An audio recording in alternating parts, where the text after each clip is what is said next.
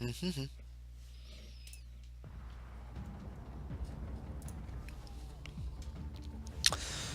Alrighty, it's been quite a while since I did one of these, but I'm just showcasing one of my ranked games.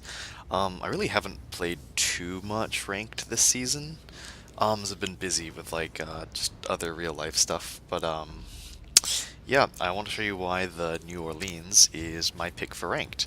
Now this isn't really like a particularly special game or anything. It's not like I did a crazy 1v5 carry or like 3000 base XP or anything, but I think it does a really good job of showing the New Orleans' like niche, I guess. Its unique role, which no other ship at tier 8 can do, which is to get into really sticky situations, pop off a radar, and then get out. And a lot of people like are really skeptical when I say this, but I think that the New Orleans is one of the most survivable tier 8 cruisers in the right hands. Just because of like the way it moves, it's really hard to tag. So you can avoid the Sigma of most battleships at, reasonable ranges.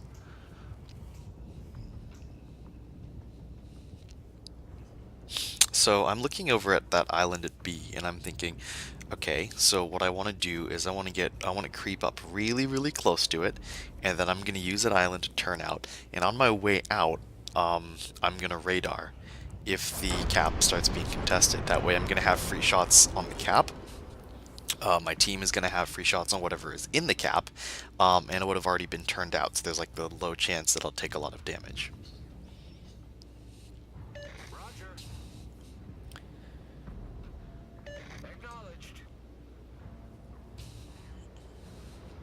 I kind of want my DD to go B, but looks like he has other ideas. Or, yeah, he has other ideas, which I guess is okay.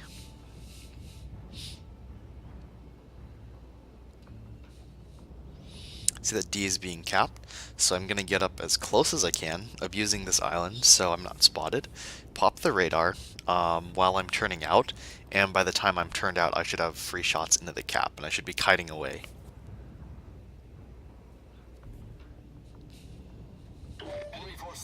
Here it is. There's definitely a lot more here than I pictured, so I'm going to pop the radar a little bit early. It's a DD that's pointed out, and I don't know, I want to wait before I get spotted, so I don't fire immediately. But I also see that the Kutuzov is going to turn out, and I think I can do more damage to him than I can do to the DD, because the DD's already running away. And yeah, I hit him for 10,000. I do take a bit of damage in that turn, but I want to try to hit him again. So he's turning out, I aim up slightly. Meanwhile, I'm playing with my throttle as well as turning. I smack him again in front of the Citadel.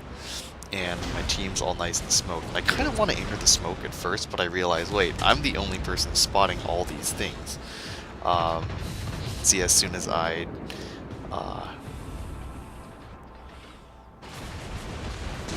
as soon as the smoke blocked my line of sight, everything disappeared. So I put myself back out there to make sure my team can have spots. And I'm going to take a shot at this New Orleans that doesn't really seem to be paying attention all that much to what's going on. I'm smacking for Citadels, which is nice. But yeah, I only lost 10,000 health in front of their entire team. And now, since this New Orleans is distracted with the rest of my team, I'm going to take some free shots at him. Hopefully set a fire or something.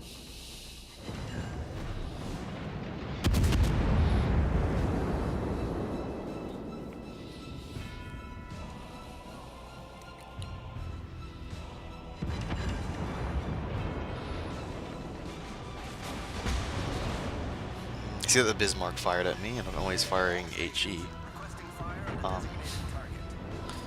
But even though I had such little time to react against the Bismarck, because of the fast acceleration and rudder shift, I was only hit by one. And if those had been armor-piercing shells, then the one that hit me would have only overpenned, because I got out of his Sigma.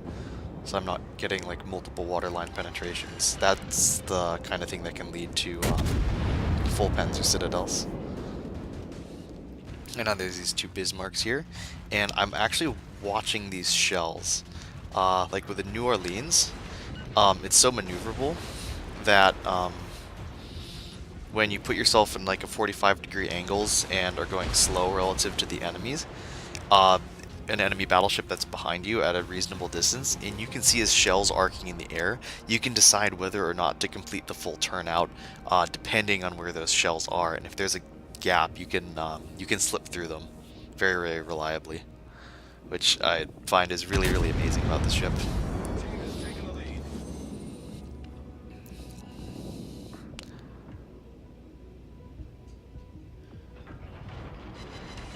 Um, I'm just gonna pop some damage onto these Bismarcks. I realize that I've kited way too far away from the fight, so I definitely want to get back involved, because it looks like my team is pushing in. But yeah, just right off the bat with that starting engagement, we got a huge, huge, huge lead, because I was able to get into that kind of position, radar, and then kite away and not die.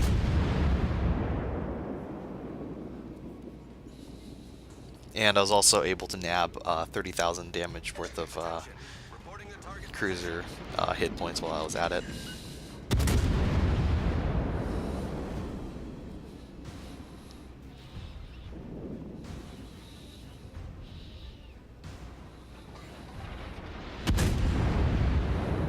Ah, 5 shatters. That's a little bit unlucky with that salvo.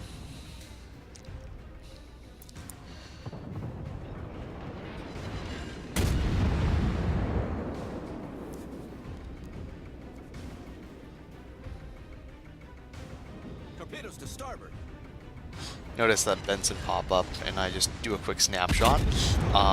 This was actually a misplay. I under lead, but he turns out.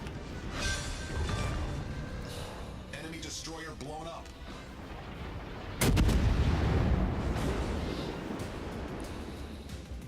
Concentrate fire on the enemy warship. And another thing that you can do with the New Orleans that doesn't really get demonstrated here, but going bow in at a certain, at longer-ish ranges, like past 12, 13-ish kilometers. Well, actually, I'll explain that later, but right now, I'm going to show how the stealth of the New Orleans is just simply amazing. I notice I'm in a little bit of hot water, so I just literally stop because I notice that the Bismarck is turning out, so I stop firing.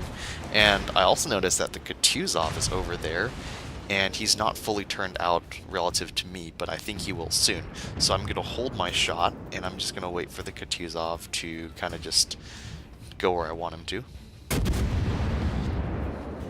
It's a replay glitch. I actually do lock onto the Kutuzov, but the spread's pretty bad, as you can see. I only get one Citadel, which is kind of a bummer. But yeah, the NO is actually amazing for assassinating cruisers, especially if there isn't a carrier in play.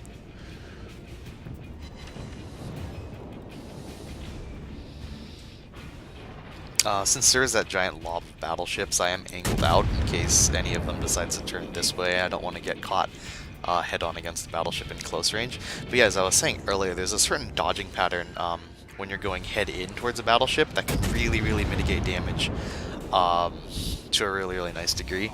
And, well, first I see the Kutuzov is turning broadside to me, so I actually have expert loader on this. I'm going to switch over to AP real quick after my HE is loaded and just pop off some shots. He knows I'm here now, but he doesn't really have a choice. He has to stay, give me broadside or give someone else broadside. Also, I saw those shots coming in for quite a whiles away, and I was able to accelerate out of their Sigma, the long range, I think, or Bismarck shells.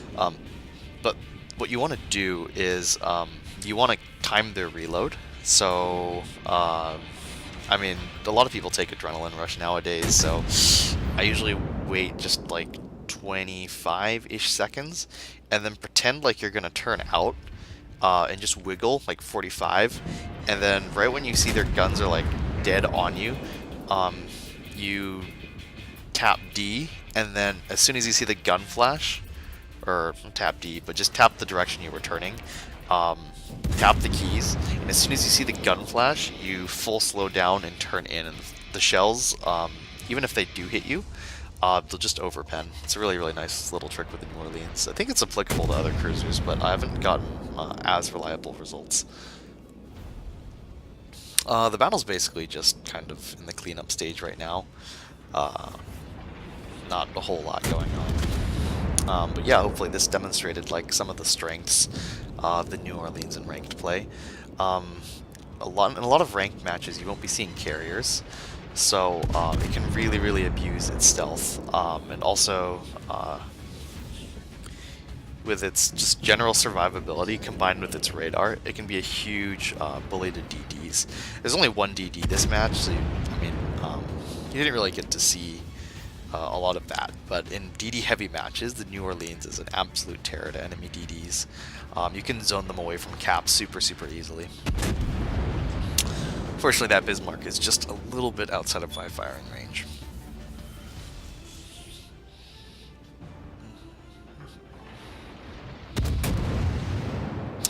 Yeah, played about, I think, 10 or ish, about 10, maybe 11 games in the New Orleans this season so far, and I have yet to lose a star. It's a very, very strong ship, in my opinion.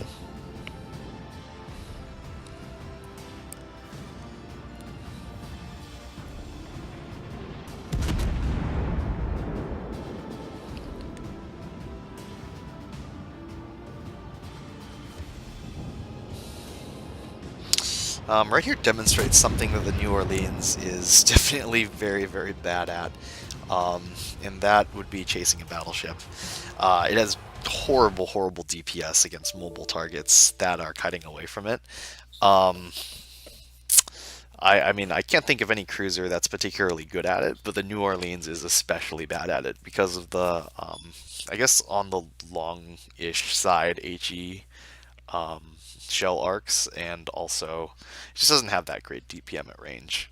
But yeah, that was my little video.